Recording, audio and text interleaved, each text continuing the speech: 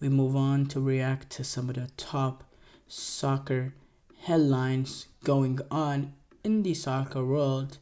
And we start off with Mbappe.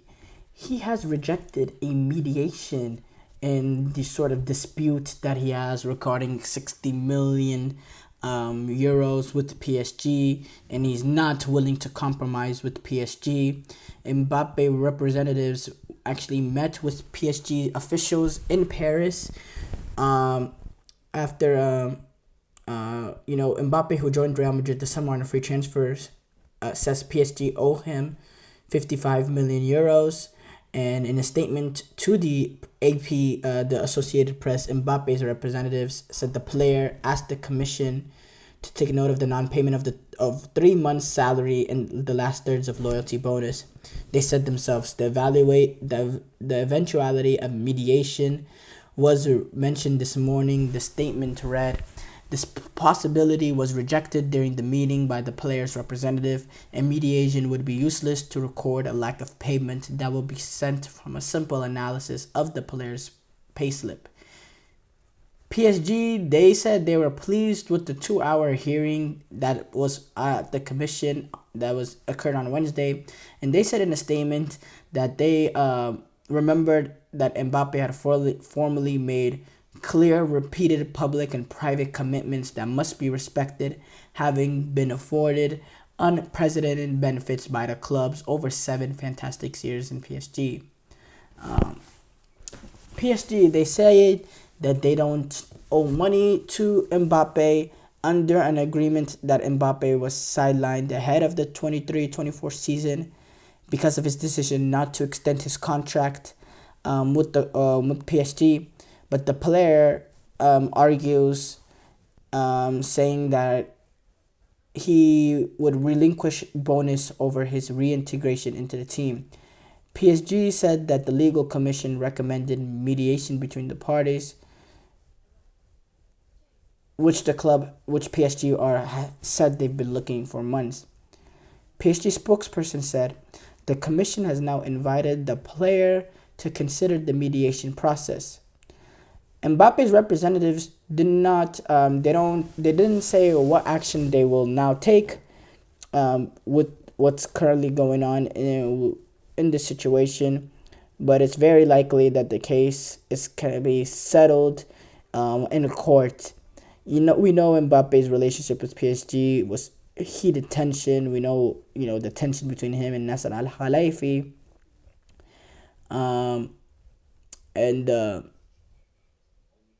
and we know Mbappe was also frustrated because there were certain players that they promised to sign but they didn't keep, and then PSG were agitated by Mbappe because they offered him the most lucrative contract in PSG history when he signed the deal in 2022, and then when he signed the deal,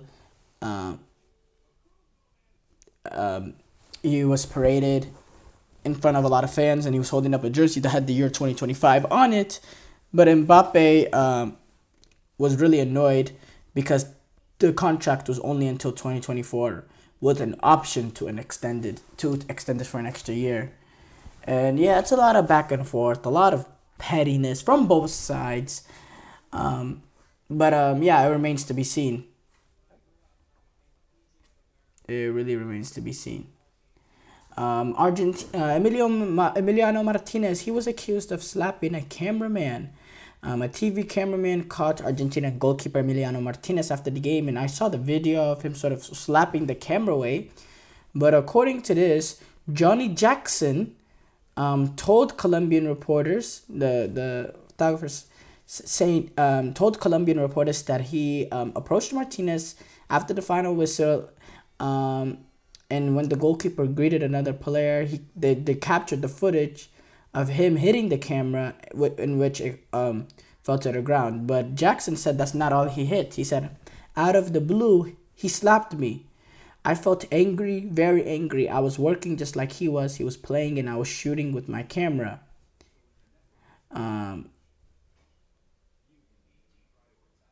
Also, he also sent a message to Martinez saying, Debo, my brother, how are you? I am Johnny Jackson, the cameraman you assaulted in the match against Colombia. I wanted to tell you it is all good, my brother.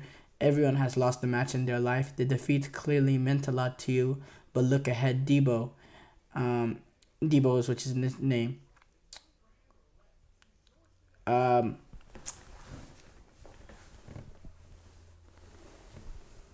Accord, which is Colombians Association of Sports Journalists, want FIFA um, want FIFA to sanction Martinez. Its president, Faiver Hoyos Hernandez, said in a statement that Martinez attacked freedom of expression. This is what he said. As the journalistic authority in the country, Accord wants FIFA to produce an exemplary sanction against Mr. Emiliano Debo Martinez, who is no role model for new generations. Yeah, that's some strong things coming out there. Giovanni Reina, he's going to be out for weeks with an injury. Borussia Dortmund head coach Nuri Sahin said expressed his extreme sadness over Giovanni Reina having to miss a few weeks with this injury, with a groin injury. Speaking, Nuri Sahin said Gio Reyna will be out. He has picked up an injury with the national team.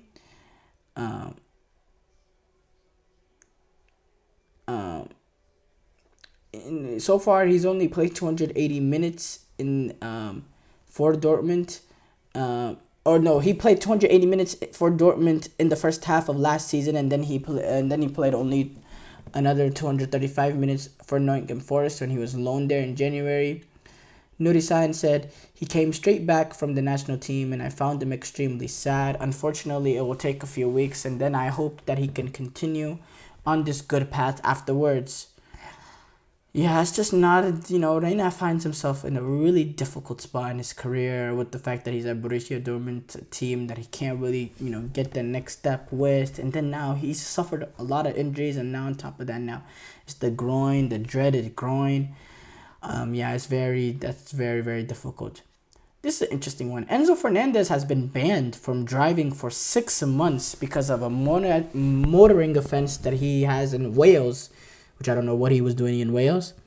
Enzo Fernandez, he wasn't in court on Wednesday when he was sentenced. He was in Argentina in international duty.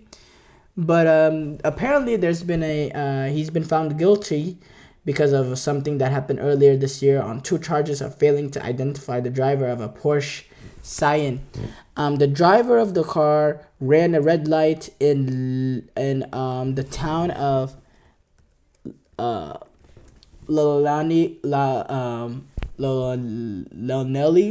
I don't know how to say that. It was a town in Wales in November, and then he was caught as well speeding in Swansea last December. It was actually proven that Fernandez was not. It was not proven that Fernandez was driving the vehicle, and honestly, I have a really hard time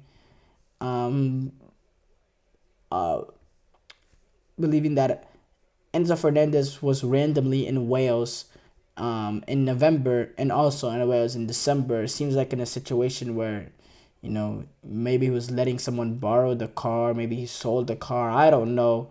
But that's very interesting developments there. And wow, it's tough, the sanctions in terms of driving in England. Wow. Mexico winger Cesar Huerta revealed that he actually had a failed transfer to Liverpool, saying Huerta said, there was an issue. I had my suitcase ready, but it fell through because of an issue. I know it's a train that only comes once. Puma's president, where Huesca is currently at, Luis Gonzalo, admitted the internal issues of the respective clubs that wanted Huerta prevented the deal from being finalized. It has nothing to do with the club or the player's intention. On the contrary, they recognize Huerta's qualities, but for circumstances relating to internal issues of the respective clubs that monitored him, it could not be finalized. Smells like League One being stingy with their players. Smells like that. and not League One, with Liga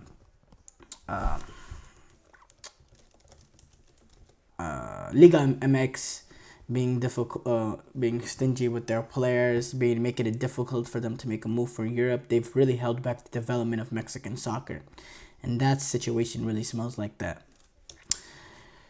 But yes, guys, thank you guys for tuning into the GSMC Soccer Podcast, presented by the GSMC Sports Network. Your support means a lot to us, so please remember to subscribe to the show and leave a positive review. It really does make a difference. We also invite you to follow us on Facebook, Twitter, TikTok, and Instagram for more content and updates. So thank you once again. Have a wonderful, wonderful day.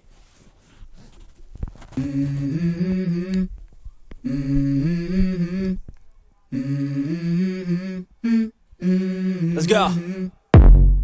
I wake up to a little bit of drool on my pillow, feel like it's gonna be a bad day. Yeah, I'm tired of shit, and the coffee ain't hit yet, damn, ain't that great. I don't wanna go to